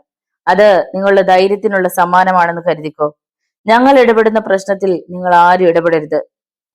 പൂളുത്തി, ഇടപെടണോ വേണ്ടയോ എന്ന് പ്രശ്നം എന്താണെന്ന് അറിഞ്ഞിട്ട് ഞങ്ങൾ തീരുമാനിക്കാം. നാണു പിന്നെയും പെറുപിറുത്തു. കിടാവ് ഈശ്വറിന്റെ ജീപ്പിന് തൊട്ടു മുന്നിലെത്തി. അപ്പോഴേക്കും മക്കളും മരുമകനും ഒപ്പം വന്നു. പണിക്കാർ ഒരാജ്ഞയ്ക്കായി കാത്തു നിന്നു. അധികം പഴക്കമില്ലാത്ത ജീപ്പാ അല്ലേടാ പിള്ളേരെ? ബമ്പറിലേക്ക് ഇടതുകാൽ ഉയർത്തി ചവിട്ടിക്കൊണ്ടാണ് കിടാവ് മക്കളെ നോക്കിയത്. അതെ അതെ, അവർ തലകുലുക്കി. ഈശ്വറിന് പെരുത്ത് കയറി. അതേടോ, പഴക്കമില്ലാത്ത മറ്റൊന്നുകൂടി കാണിക്കാം. ഈശ്വർ കൈലി മടക്കി കുത്തി. കിടാവിന്റെ കണ്ണുകളിൽ തീയെരിഞ്ഞു. തല്ലി ഒടിക്കടാ അവനെ. ജീപ്പിന് തീയുമിട്. ഇനി ഇവൻ നിവർന്നു നടന്നുകൂടാ. മുട്ടുകാലിൽ എഴയണം. കിടാവിന്റെ ആളുകൾ മുന്നോട്ട് കുതിക്കുന്നത് ഈശ്വർ കണ്ടു. 50 പേരോളം വരും. തനിക്ക് ഒന്ന് എതിർത്ത് നിൽക്കാൻ കൂടി കഴിഞ്ഞെന്ന് വരില്ല. ക്ഷണത്തിൽ അവൻ ജീപ്പിൽ കുതിച്ചു കയറി. സ്വിച്ച് കീ തിരിച്ചു. ജീപ്പ് സ്റ്റാർട്ടായി. പാപ്പിയും ചാടിക്കയറി. ഒറ്റയെടുപ്പായിരുന്നു മുന്നോട്ട്. കിടാവും മക്കളും ഇരുഭാഗത്തേക്കും ചാടി മാറി. അല്ലെങ്കിൽ അവർ ഇടിയേറ്റ് തീർച്ചേനെ. മുന്നോട്ട് പോയ ജീപ്പ് പെട്ടെന്ന് ബ്രേക്ക് ഇടുകയും അതേ വേഗത്തിൽ പിന്നോട്ട് വരികയും ചെയ്തു. കിടാവിനും ആളുകൾക്കും ഇപ്പോൾ സ്വന്തം ജീവൻ രക്ഷിക്കുന്നതായി പ്രധാന കാര്യം. ജീപ്പ് ഇടവല തിരിഞ്ഞു. കവലയിൽ വട്ടം കറങ്ങി. ആർക്കും ഈശ്വര ഒന്ന് തൊടാൻ പോലും കഴിഞ്ഞില്ല. റോഡിൽ പൊടിപടലങ്ങൾ ഇളകി. മരക്കാർ മൊഴി കവലയിലെ ജനങ്ങൾ സിനിമയിൽ പോലും ഇത്തരം ഒരു കാഴ്ച കണ്ടിരുന്നില്ല. ശത്രുക്കൾ ശരിക്കും പതറി എന്നറിഞ്ഞപ്പോൾ ജീപ്പ് നിർത്തിയിട്ട് ഈശ്വർ ജാക്കി ലിവറുമായി പുറത്തേക്ക് കുതിച്ചു. പൊരിഞ്ഞടിയായിരുന്നു. പിന്നെ പൂളുത്തി, ഇനി നോക്കിയിരുന്നിട്ട് കാര്യമില്ല. വ്യായാമം ചെയ്തിട്ട് കാലം കുറയായി. നാണവും ചാടി ഇറങ്ങി. അയാൾക്ക് പിന്നാലെ വിനോദും. കുയിലച്ഛനും മാത്തച്ഛനും വന്നു. എണ്ണത്തിലേറെയുള്ള കിടാവിന്റെ സംഘത്തോട് എതിരിടാൻ പാപ്പിയും ഇറങ്ങി. ജനം ശ്വാസം അടക്കി പിടിച്ചു നിന്നു. ഈശ്വരുടെ കയ്യിൽ ജാക്കി ലിവർ പമ്പരം പോലെ കറങ്ങി. ഒറ്റയടിക്ക് ശേഖരക്കിടാവ് ജീപ്പിന് മുന്നിൽ വീണു. ജനാർദ്ദനനും നീലകണ്ഠനും ഒരേപോലെ അവരെ ആക്രമിച്ചു. ഈശ്വർ വായുവിൽ ചാടി ഉയർന്ന കാൽപ്പത്തി ആഞ്ഞുവീശി. ജനാർദ്ദന്റെ കഴുത്തിൽ ഒരു കൂടം പോലെ അത് പതിച്ചു. തലയിൽ തേങ്ങ വീണ പട്ടിയെ പോലെ അയാൾ നിലവിളിച്ചു. തല ഒരു വശത്തേക്ക് തിരിഞ്ഞു. നീലകണ്ഠൻ അതുകൊണ്ട് പിന്നോട്ട് മാറി. ഒരു സൈക്കിൾ ചെയിൻ വീശിക്കൊണ്ടാണ് ഗണേഷ് കിടാവ് പാഞ്ഞെത്തിയത്. നിന്ന നിൽപ്പിൽ ഈശ്വർ ഒന്ന് വട്ടം കറങ്ങി. ജാക്കി ലിവർ ഉറുമി പോലെ സീൽക്കാരത്തോടെ കറങ്ങി. അടിവയറ്റിൽ അടിയേറ്റ് ഗണേശൻ തലകുത്തി മറിഞ്ഞു വീണു. ഈ നേരത്ത് ഒരു മാരുതിക്കാർ അവിടെ വന്നു നിന്നു. അതിൽ നിന്നും കരുത്തന്മാരായ 3 പേർ കൂടി ചാടി ഇറങ്ങി. അവരുടെ കൈകളിൽ 1 മീറ്ററോളം നീളമുള്ള സ്പ്രിംഗ് വടികൾ ഉണ്ടായിരുന്നു. പാഞ്ഞെത്തി അവരും കിടാക്കന്മാരുടെ ആളുകളെ ആക്രമിച്ചു. അവർ ആരാണെന്ന് ഈശ്വരനോ കിടാക്കന്മാർക്കോ കാണികൾക്കോ മനസ്സിലായില്ല. അവർ കൂടി എത്തിയതോടെ ഈശ്വരൻ സംഘവും അടിച്ചു കയറി. ചന്ദ്രപ്പൻ കിടാവ് പിന്നോട്ട് മാറി. മാരുതിക്കാരന്റെ അടുത്താണ് എത്തിയത്. ആ ക്ഷണം ആരോ പിന്നിലെ ഡോർ തുറന്നു വിട്ടു. അടി നടക്കുന്നിടത്തേക്ക് നോക്കി നിന്ന കിടാവ് ഡോറിൽ തട്ടി വേച്ചു വീണു. അവിടെ തന്നെ കിടന്നുകൊണ്ട് തന്നെ കാറിലേക്ക് നോക്കി. ഹീലുള്ള ഒരു ചെരുപ്പ് അതിൽ നിന്ന് നീണ്ടു വന്നു. അത് കിടാവിന്റെ നെഞ്ചിൽ അമർന്നു. ഒരു ശബ്ദം ചീറി വന്നു. നിന്റെ പതനം തുടങ്ങിയടാ. കിടാവിന്റെ തൊണ്ട വരണ്ടു. അയാൾ അവരെ പകച്ചു നോക്കി. മധ്യവയസ്കയാണ്. കടും ചുവപ്പ് നിറമുള്ള സാരിയും ബ്ലൗസും, നെറ്റിയിൽ വലിയ കുങ്കുമപ്പെട്ടും, വജ്രം പോലെ തിളങ്ങുന്ന കണ്ണുകൾ. എല്ലാവരും അടി നടക്കുന്ന ഭാഗത്തേക്ക് നോക്കി നിന്നിരുന്നാൽ ഇതാരും കണ്ടില്ല. കിടാവ് കുടുകുടെ വിയർത്തു. തന്നെ ഫോണിൽ വിളിച്ച് ഭീഷണിപ്പെടുത്തിയത് ഇവളാണെന്ന് അയാൾ അറിഞ്ഞു. അപ്പോഴേക്കും ഈശ്വരൻ സംഘവും കിടാക്കന്മാരെയും പണിക്കാരെയും നിലം പരിശാക്കിയിരുന്നു. തന്റെ ആളുകൾ തിരികെ വരുന്നത് കണ്ട ആ സ്ത്രീ കാൽ പിൻവലിച്ചു. കിടാവ് ചാടി എണീറ്റു. ഈശ്വര സഹായിക്കാൻ പോയവർ തിരികെ വന്ന് കാറിൽ കയറി. വെട്ടിത്തിരിഞ്ഞ് അത് പാഞ്ഞുപോയി. ഒരു മിന്നായം പോലെ ഈശ്വരൻ അത് കണ്ടു. കിടാക്കന്മാരും പണിക്കാരും തങ്ങൾ വന്ന വാഹനങ്ങളിൽ കയറി. പരാജയത്തോടെയുള്ള മടക്കയാത്ര. രാജാവായി വന്നവൻ തൂപ്പുകാരനായി മടങ്ങിയതുപോലെയുള്ള അവസ്ഥയായിരുന്നു കിടാവിൻ്റെത്.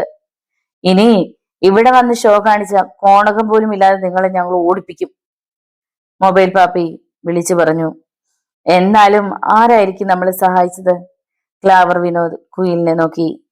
എന്റെ ആരാധകർ വല്ലവരും മയക്കും. പുളുത്തി നാണ് പറഞ്ഞു. എന്ത് കാര്യത്തിലാ നിന്നോട് ആരാധന? 5 നേരം വെട്ടുവിഴുങ്ങുന്നതിനോ? ഏതായാലും കിടാക്കന്മാരോട് ശത്രുതയുള്ള ആരോ ആണ്. 3 തരം. മാത്തച്ഛൻ ഈശ്വരൻ നോക്കി. നിനക്ക് വല്ലതും പറ്റുവാടാ? ഇല്ല ചായ.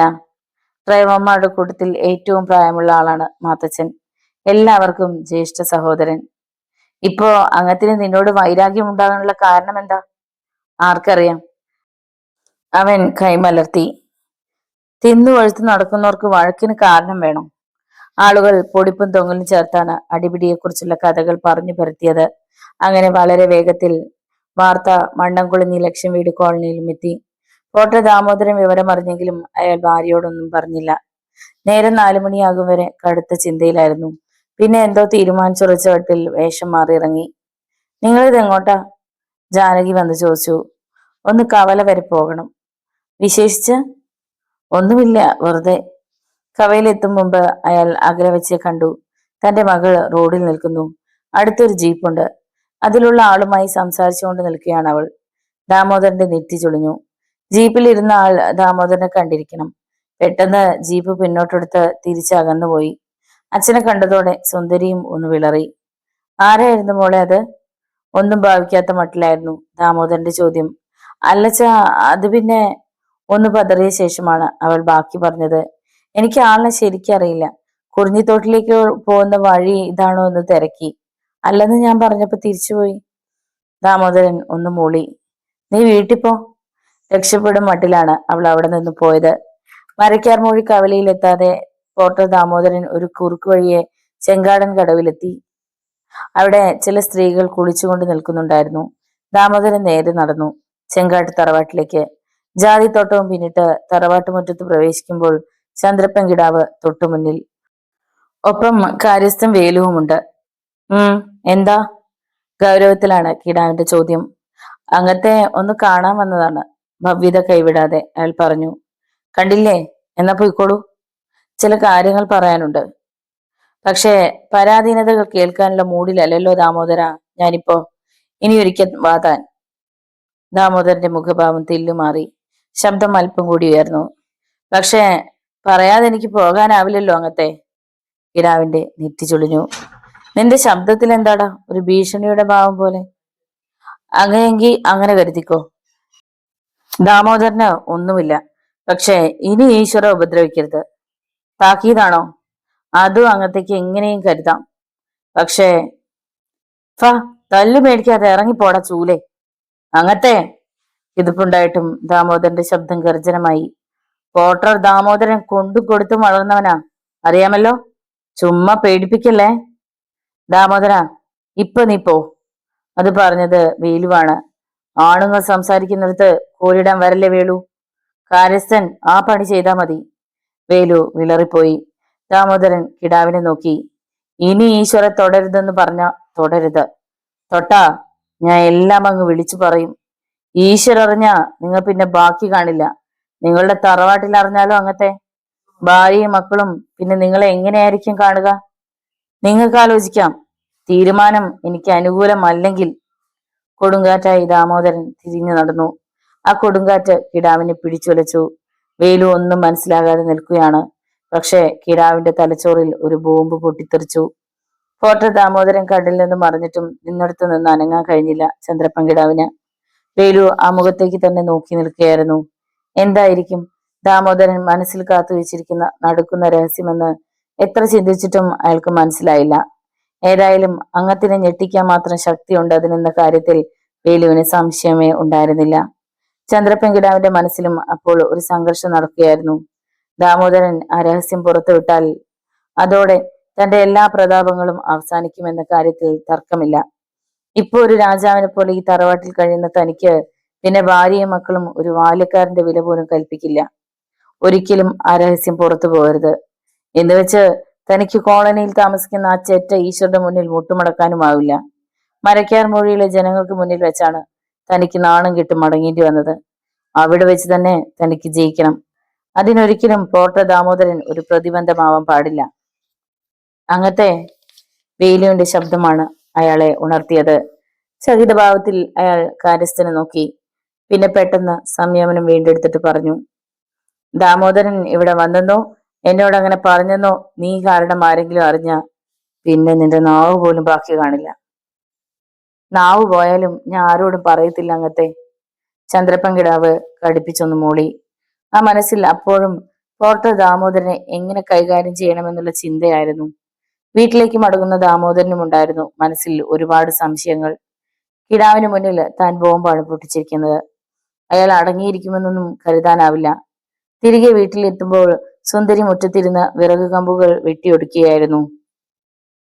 അച്ഛനെ കണ്ടപ്പോൾ അവളിലൊരു ഭാവമാറ്റമുണ്ടായി. ദാമോദരൻ അത് ശ്രദ്ധിക്കുകയും ചെയ്തു. നേരം സന്ധ്യയോടടുക്കാറായിരുന്നു. വേഷം മാറിയിട്ട് ദാമോദരൻ മകളെ അടുത്ത് വിളിച്ചു. ജാനകി പോലും കേൾക്കാതെയാണ് സംസാരിച്ചത്. റോഡിൽ വെച്ച ജീപ്പുകാരനെ കുറിച്ച് നീ പറഞ്ഞത് ഞാൻ വിശ്വസിച്ചിട്ടില്ല മോളെ. അച്ഛാ ഞാൻ വേണ്ട. കൂടുതൽ എന്തെങ്കിലും ചോദിച്ച നിന്നെ കൊണ്ട് ഒത്തിരി കള്ളങ്ങൾ പറയിക്കണമെന്ന ആഗ്രഹം എനിക്കില്ല. പക്ഷെ ഒന്ന് ഞാൻ പറഞ്ഞേക്കാം, ആ ജീപ്പുകാരനുമായി അരുതാത്ത എന്തെങ്കിലും ബന്ധമുണ്ടെങ്കിൽ, വേണ്ടാത്ത കാര്യങ്ങൾ മനസ്സിൽ സൂക്ഷിക്കുന്നുണ്ടെങ്കിൽ അതിപ്പൊ തന്നെ മറക്കണം, ഈ നിമിഷം തന്നെ. അച്ഛൻ പറഞ്ഞത് മോക്ക് മനസ്സിലായല്ലോ? സൗമ്യമായ ഒരു താക്കീതായിരുന്നു ദാമോദരന്റെ ശബ്ദത്തിൽ. സുന്ദരിയുടെ കടക്കണ്ണിൽ 2 തുള്ളി നീർ പിടച്ചു. എങ്കിലും അച്ഛൻ പറഞ്ഞത് സമ്മതിച്ച മട്ടിൽ അവൾ തലയാട്ടി. പൊയ്ക്കോ. സുന്ദരി നേരെ ചെന്ന് കട്ടിലേക്ക് വീണു. ഇനി ഏട്ടൻ കൂടി ഇതറിഞ്ഞാൽ ആകെ തീർന്നു. ആരൊക്കെ എന്തൊക്കെ പറഞ്ഞാലും മനസ്സിൽ തെളിഞ്ഞു നിൽക്കുന്ന 7 നിറമുള്ള സ്വപ്നത്തെ തനിക്കൊരിക്കലും മറക്കാനാവില്ലെന്ന് അവൾക്കുറപ്പായിരുന്നു. ഈ നേരത്ത് ഈശ്വർ MLA ദേവദാസ് പറഞ്ഞതനുസരിച്ച് അയാളുടെ വീട്ടിലെത്തിയിരുന്നു. നകുലിനും ഉണ്ടായിരുന്നു അവിടെ. വീടിന്റെ ടെറസിലാണ് അവർ കൂടിയത്. അച്ഛന്റെ ഒപ്പം ഇരുന്ന് മദ്യപിക്കാനുള്ള അനുമതിയുണ്ട് നകുലിന്. അവൻ തന്നെയാണ് മദ്യം പകർന്ന് സോഡ ഒഴിച്ച് ഈശ്വറിന്റെ കയ്യിൽ കൊടുത്തത്. ഒറ്റ വലിക്ക് അവൻ അത് അകത്താക്കി. അപ്പോൾ ദേവദാസ് തിരക്കി, മരക്കാർ മൊഴിയിൽ ഇന്ന് കനത്ത പ്രകടനം നടത്തിയെന്ന് കേട്ടല്ലോ. ഈശ്വർ ചിരിച്ചു. ഇനി അടുത്ത കാലത്തൊന്നും കിടാവും മക്കളും കവലിയിൽ ഇറങ്ങുമെന്ന് തോന്നില്ല. അതേതായാലും നന്നായി. ഇലക്ഷൻ അടുത്ത് തന്നെ ഉണ്ടായേക്കും. ഇനി മത്സരിക്കണമെന്ന് ഉള്ളുകൊണ്ട് പോലും ശേഖരക്കിടാവിന് തോന്നരുത്. ഈശ്വർ ഒരു ബീഡി കത്തിച്ചു. നകുലൻ വീണ്ടും ഗ്ലാസ് നിറച്ച് അവന്റെ മുന്നിലേക്ക് നീക്കി വെച്ചു. ദേവദാസ് തുടർന്നു, ഹാ, ഇന്ന് ഞാൻ നിന്നെ വിളിപ്പിച്ചത് ഉത്തരവാദിത്തമുള്ള 1-2 ജോലികൾ ഏൽപ്പിക്കാനാണ്. ഈശ്വർ തലയുയർത്തി. ഒന്ന്, എന്നെ ഫോണിൽ വിളിച്ച് ഒരു നായിന്റെ മോൾ ഭീഷണിപ്പെടുത്തി. ഞാൻ നമ്പർ ട്രേസ് ചെയ്തിട്ട് നടന്നില്ല. കാരണം ഏതോ പ്രീപെയ്ഡ് മൊബൈൽ ഫോണിലൂടെയാണ് അവൾ സംസാരിച്ചിരിക്കുന്നത്. എങ്ങനെയും അവളെ കണ്ടെത്തി തരണം. ദേവദാസ് അത് പറഞ്ഞപ്പോൾ തന്നെ ഈശ്വരുടെ മനസ്സിൽ തെളിഞ്ഞത് ഒരു വലിയ ചുവന്ന സിന്ദൂരപ്പൊട്ടും വിടർന്ന കണ്ണുകളുമാണ്. പക്ഷെ അതേക്കുറിച്ചൊന്നും ദേവദാസിനോട് മിണ്ടിയില്ല. അടുത്തത്, നീ എനിക്ക് വേണ്ടി ഒരാളെ കിഡ്നാപ്പ് ചെയ്തു കൊണ്ടുവരണം. സാർ, അത് ഈശ്വർ ഒന്ന് പരിങ്ങി. പേടിക്കേണ്ട നീ, ഞാനല്ലേ ഒപ്പമുള്ളത്. കിഡ്നാപ്പ് ചെയ്യേണ്ടത് ആരെയാണെന്നും വീട് ഏതാണെന്നും ഒക്കെ പിന്നീട് പറഞ്ഞു തരാം. കുറെ നേരം കൂടി അവിടെ ഇരുന്നിട്ടാണ് ഈശ്വർ മടങ്ങിയത്. പിറ്റേന്ന് രാവിലെ മുതൽ ഓട്ടമുണ്ടായിരുന്നതിനാൽ വജ്രയെ ഒന്ന് കാണണമെന്ന് കരുതിയെങ്കിലും സാധിച്ചില്ല. വസുന്ധരയുടെ മരണശേഷം താൻ അങ്ങോട്ടൊന്ന് തിരിഞ്ഞു നോക്കിയിട്ട് കൂടിയില്ലെന്ന് അവൾ വിചാരിക്കില്ല എന്ന് അവന് തോന്നി. കടപ്പാടുകളോ മറ്റു ബന്ധങ്ങളോ ഒന്നും ബാക്കിയില്ലെങ്കിലും സന്ധ്യയ്ക്ക് മരക്കാർമൊഴി കവലയിൽ നിന്ന് ഒരു ചായ കുടിച്ചിട്ട് വീട്ടിലേക്ക് മടങ്ങാൻ ഭാവിക്കുകയായിരുന്നു ഈശ്വർ. ആ നേരത്താണ് തൊട്ടടുത്ത കടയിലേക്ക് MLA ദേവദാസിന്റെ ഫോൺ വന്നത്. ഉടനെ ബംഗ്ലാവിലേക്ക് ചെല്ലണം. അപ്പൊ തന്നെ ഈശ്വർ യാത്രയായി. മൊബൈൽ പാപ്പി നേരത്തെ തന്നെ കോളനിയിലേക്ക് പോയിരുന്നു. അവൻ ദേവദാസിന്റെ വീട്ടിലെത്തുമ്പോ ശരിക്ക് ഇരുട്ട് പരന്നു കഴിഞ്ഞിരുന്നു. അസ്വസ്ഥതയോടെ കൈകൾ കൂട്ടി തിരുമ്മി വിസിറ്റിംഗ് റൂമിലൂടെ അങ്ങിങ്ങ് നടക്കുകയാണ് ദേവദാസ്. അവനെ കണ്ട ഉടനെ നടത്തം നിർത്തി. ഇന്നലെ ഞാൻ പറഞ്ഞ കാര്യങ്ങളിൽ ഒന്ന് ഇന്ന് സാധിക്കണം, ദേവദാസ് പറഞ്ഞു. ഒരാളെ കിഡ്നാപ്പ് ചെയ്യുന്ന കാര്യം. ദേവദാസിന്റെ മുഖത്തേക്ക് തന്നെ നോക്കി നിന്നു ഈശ്വർ. വീടും മറ്റു വിവരങ്ങളും നകുലം പറഞ്ഞു തരും. നീ അറിയുന്ന ആള് തന്നെയാണ്, അതുകൊണ്ട് ജോലി എളുപ്പമാകും. അനിഷ്ടത്തോടെ ആണെങ്കിലും തലകുലിക്കാതിരിക്കാനായില്ല ഈശ്വർക്ക്. ഇപ്പൊ തന്നെ നകുലിനോടൊപ്പം പോയി പരിസരമൊക്കെ നോക്കി വച്ചിട്ട് പോരുക. അർദ്ധരാത്രി കഴിഞ്ഞിട്ട് മതി ഓപ്പറേഷൻ. ശരി. ഈശ്വരുടെ ജീപ്പിൽ നകുലിനും കയറി. കുറെ സഞ്ചരിച്ചു കഴിഞ്ഞാണ് നകുലൻ പറഞ്ഞത്, ഒരു പെൺകുട്ടിയാണ് തട്ടിക്കൊണ്ടുവരേണ്ടത്, അതായത് വജ്രയെ. അവരെ രക്ഷിച്ചതും ആശുപത്രിയിലാക്കിയതുമൊക്കെ നീയാണല്ലോ. ഈശ്വരുടെ തലച്ചോർ ഒന്ന് പെരുത്തു. എങ്കിലും സംയമനം കൈവിടാതെ തിരക്കി. ആ പെണ്ണിന്റെ തള്ളയും ചത്തില്ലേ? എന്താ അവളുമായി പ്രശ്നം? അത്തരം കാര്യങ്ങളൊന്നും നീ തിരക്കണ്ട, പറഞ്ഞതങ്ങ് ചെയ്താൽ മതി. കൈ ചുരുട്ടി ആ മൂക്കിലൊന്ന് കൊടുക്കാനാണ് ഈശ്വരന് തോന്നിയത്. പക്ഷേ നിയന്ത്രിച്ചു. നിശബ്ദനായി ഡ്രൈവ് ചെയ്തു. എന്നാൽ മനസ്സിൽ ഒരു സമുദ്രം ഇരമ്പുകയാണ്. ആ പെൺകുട്ടിയെ എന്തു ചെയ്യാനാവും ഇവരുടെ ഉദ്ദേശം? വജ്രയുടെ വീട് കണ്ടു. അവിടെ ലൈറ്റുകൾ തെളിഞ്ഞു നിൽപ്പുണ്ടായിരുന്നു. പരിസരം വീക്ഷിച്ചിട്ട് അവർ മടങ്ങി. എപ്പോഴാണ് കൃത്യം നിർവഹിക്കുന്നത്? നകുലൻ ഈശ്വരെ നോക്കി. കൃത്യസമയം പറയാനാവില്ല, പക്ഷേ ഈ രാത്രി അത് നടന്നിരിക്കും. വീട്ടിലെത്തിയപ്പോൾ ദേവദാസ് അറിയിച്ചു, അവളെ ഇങ്ങോട്ട് കൊണ്ടുവരണ്ട, എസ്റ്റേറ്റ് ഔട്ട് ഹൗസിൽ എത്തിച്ചാ മതി. ശരി. ഈശ്വർ മടങ്ങി. വീട്ടിലെത്തുമ്പോഴും ചിന്ത വജ്രയെ കുറിച്ചായിരുന്നു. പാവം പെൺകുട്ടി, അവളെ ഞാൻ ആ ചെകുത്താന്മാരെ ഏൽപ്പിച്ചാൽ, പക്ഷെ ഏൽപ്പിക്കാതിരിക്കുന്നത് എങ്ങനെ? താൻ ഇത് ചെയ്തില്ലെങ്കിൽ മറ്റൊരാളെ കൊണ്ടായാലും ദേവദാസ് സാർ കാര്യം സാധിക്കുമെന്നതിൽ തർക്കമില്ല. കുറ്റം മറ്റൊരു പോംവഴിക്കായി അവൻ തലച്ചുറപ്പ് വെച്ചു. അവസാനം മനസ്സിനുള്ളിൽ മിന്നാമിനുങ്ങിന്റെ കൊച്ചു വെളിച്ച മാതിരി ഒരാശയം തെളിഞ്ഞു. അത് എത്രമാത്രം വിജയിക്കുമെന്ന് പക്ഷേ അറിയില്ല. അന്ന് അത്താഴം കഴിക്കാൻ തോന്നിയില്ല ഈശ്വറിന്. വിശപ്പാകെ ചത്തുപോയതുപോലെ. 11 മണിയായപ്പോൾ അവൻ ജീപ്പുമായി തിരിച്ചു. വജ്രയുടെ ബംഗ്ലാവിനരികിൽ എത്തിയപ്പോൾ 11:30. ഗേറ്റിന് പുറത്ത് ജീപ്പ് ഇട്ടു. ഗേറ്റ് പൂട്ടിയിരിക്കുന്നതിനാൽ അത് ചാടിക്കടന്നാണ് അപ്പുറം എത്തിയത്. കാൽക്കീഴിൽ ആറ്റുചരൽ കരഞ്ഞ് ശബ്ദമുണ്ടാക്കി. പോർച്ചിൽ തെല്ലു നേരം നിന്നു. ഇപ്പോ പുറത്തെ ലൈറ്റുകൾ പോലും അണഞ്ഞിരിക്കുകയായിരുന്നു. സിറ്റൗട്ടിൽ കയറി കോളിംഗ് ബെൽ അമർത്തി. അകത്ത് തത്ത ചിലച്ചു. പക്ഷെ കുറച്ചു നേരം കഴിഞ്ഞിട്ടും ആരും വാതിൽ തുറന്നില്ല. വീണ്ടും 2 വട്ടം കൂടി ഇത് ആവർത്തിച്ചു. ഇത്തവണ വിസിറ്റിംഗ് റൂമിൽ ലൈറ്റ് തെളിഞ്ഞു. ഒപ്പം സിറ്റൗട്ടിലെയും. ആരാ? സിറ്റൗട്ടിലേക്കുള്ള ജനാലപ്പാളി അല്പം തുറന്നുകൊണ്ടായിരുന്നു ചോദ്യം. ആ ശബ്ദം വളരെ വേഗത്തിൽ അവൻ തിരിച്ചറിഞ്ഞു. വജ്ര. അവൻ അങ്ങോട്ട് നീങ്ങി നിന്നു. ഞാനാ, ഈശ്വർ. ഈശ്വർ? ഈ രാത്രിയിൽ? വിശ്വസിക്കാൻ കഴിയാത്തതുപോലെയായിരുന്നു അവളുടെ ചോദ്യം. രാത്രിയിൽ വരേണ്ടി വന്നു. വാതിൽ തുറക്ക്, എല്ലാം പറയാം. അവൾ പെട്ടെന്ന് വാതിൽ തുറന്നു. ഒരുപാട് കാലമായി പരിചയവും വിശ്വാസവുമുള്ള ഒരാൾ വിളിച്ചതുപോലെയാണ് അവൾ അനുസരിച്ചത്. ഈശ്വർ വേഗം അകത്ത് കയറി വാതിലടച്ചു. അപ്പോഴാണ് അവൾക്കരികിൽ പ്രായമുള്ള ഒരു സ്ത്രീയെ കണ്ടത്. ഇതാരാ? അടുത്തുള്ളതാ. ഞാൻ ഒറ്റയ്ക്ക് കഴിയുന്നത് എങ്ങനെയാ, അതുകൊണ്ട് കൂട്ടിനെ വിളിച്ചു. പറഞ്ഞിട്ട് അവൾ തിരിഞ്ഞ് ആ സ്ത്രീയെ നോക്കി. ചേട്ടത്തി പോയി കിടന്നോളൂ. ഇന്ന് ഭൂമിയിൽ എനിക്ക് ഏറ്റവും വിശ്വസിക്കാൻ കഴിയുന്ന ആളാ ഇത്. പേടിക്കണ്ട, ഇദ്ദേഹത്തിന്റെ അരികിൽ ഞാൻ സുരക്ഷിതയായിരിക്കും. അത് കേട്ടപ്പോൾ ഈശ്വറിന്റെ ഇടനെഞ്ചി പിടഞ്ഞു. താൻ വന്നിരിക്കുന്നത് എന്തിനാണെന്ന് അറിയുമ്പോൾ ഇവളുടെ പ്രതികരണം എന്തായിരിക്കും? അവരെ ഒന്നുകൂടി തറപ്പിച്ചു നോക്കിയിട്ടാണ് ആ സ്ത്രീ അകത്തേക്ക് പോയത്. ഈശ്വർ ഇരിക്കൂ. അവൾ സെറ്റിക്ക് നേരെ കൈ ചൂണ്ടി. അതിനിടെ തുറന്ന ജനാല അടയ്ക്കാനും മറന്നില്ല. മമ്മി മരിച്ചപ്പോ ഞാൻ താങ്കളെ പ്രതീക്ഷിച്ചു, കണ്ടില്ല. ശരിക്കും പറഞ്ഞാ നല്ല വിഷമം തോന്നി. അവളുടെ തൊണ്ടയിടറി. വിവരം അറിഞ്ഞപ്പോ തന്നെ ഞാൻ വന്നിരുന്നു, പക്ഷേ പോലീസ് കടത്തിവിട്ടില്ല. അവൻ അറിയിച്ചു. ആ, അത് പോട്ടെ. വജ്ര ദീർഘമായി ഒന്ന് നിശ്വസിച്ചു. ഈ രാത്രി വന്നത് കഴിക്കാൻ എന്തെങ്കിലും? അല്പം തണുത്ത വെള്ളം കിട്ടിയ കൊള്ളാം. അവൾ എണീറ്റ് പോയി ഫ്രിഡ്ജിൽ നിന്നും വെള്ളം കൊണ്ടുവന്നു കൊടുത്തു. അരക്കുപ്പി വെള്ളത്തോളം കുടിച്ചിട്ട് അവൻ കുപ്പി ടീപ്പോയിൽ വെച്ചു. ഭയങ്കര ദാഹമായിരുന്നല്ലോ. അവൾ ചിരിച്ചു. പക്ഷെ അവന് ചിരി വന്നില്ല. ഞാൻ വന്നത് ബാക്കി പറയാനാവാതെ അവൻ പരുങ്ങി. പറഞ്ഞോളൂ. എന്തും താങ്ങാനുള്ള മനക്കരുത്ത് നേടിയിട്ടുണ്ട് ഇപ്പൊ ഞാൻ. എന്നിട്ടും ആ മുഖത്ത് തെല്ല് നേരം നോക്കിയിരുന്നിട്ടാണ് അവൻ ബാക്കി പറഞ്ഞത്. ഞാൻ വജ്രയെ തട്ടിക്കൊണ്ടുപോകാൻ വന്നതാണ്. അത് കേട്ടതും മണികിലുങ്ങും പോലെ ചിരിച്ചുപോയി അവൾ. ചില സിനിമയിൽ ഹാസ്യനടന്മാർ പറയുന്നത് പോലെയുണ്ടല്ലോ ഇത്. എന്നാൽ അവന്റെ മുഖത്തെ ഗൗരവം കണ്ടപ്പോൾ അവളുടെ ചിരി മാഞ്ഞു, നെറ്റിച്ചൊടിഞ്ഞു, കണ്ണുകൾ കുറുങ്ങി. ഈശ്വർ പറയുന്നത്, രാത്രി ഞാൻ ഇത്രയിടം വന്നത് വെറും ഒരു തമാശ പറയുവാനാണെന്ന് വജ്രയ്ക്ക് തോന്നുന്നുണ്ടോ? അവൾ ഒന്ന് ഞെട്ടിയതുപോലെ തോന്നി. അവൻ തുടർന്നു, ആരെന്ന് ചോദിക്കരുത്. മറ്റൊരാൾക്ക് വേണ്ടിയാണ് ഞാനിത് ചെയ്യുന്നത്. ഞാൻ ഇങ്ങനെ ചെയ്തില്ലെങ്കിൽ ഈ രാത്രി മറ്റാരെങ്കിലും ഇത് ചെയ്യും. അപ്പോ താങ്കൾ എന്നെ മറ്റൊരാൾക്ക് വിൽക്കാൻ പോവുകയാണെന്ന് പറ. അവളുടെ കവിളുകളെ ചുട്ടുപൊള്ളിച്ചുകൊണ്ട് 2 തുള്ളി കണ്ണുനീർ ഒഴുകിയിറങ്ങി. വജ്ര വിദ്യാഭ്യാസമുള്ളവളാണ്, വിവേകമുള്ളവളാണ്. ഞാൻ പറയുന്നത് മുഴുവൻ സംയമനത്തോടെ കേൾക്കണം. ഒരു നിമിഷം നിർത്തിയിട്ട് അവൻ പറഞ്ഞു, നിന്നെ ഞാൻ അങ്ങനെ ആരുടെയെങ്കിലും മുന്നിലേക്ക് എറിഞ്ഞു കൊടുക്കുമെന്ന് കരുതുന്നുണ്ടോ? പക്ഷേ ഈ രാത്രി നീ ഇവിടെ നിന്നും കിഡ്നാപ്പ് ചെയ്യപ്പെട്ടിരിക്കണം. നിന്റെ ജീവന് അത് അത്യാവശ്യമാണ്. പിന്നീട് എന്ത് വേണമെന്നൊക്കെ ഞാൻ തീരുമാനിച്ചിട്ടുണ്ട്.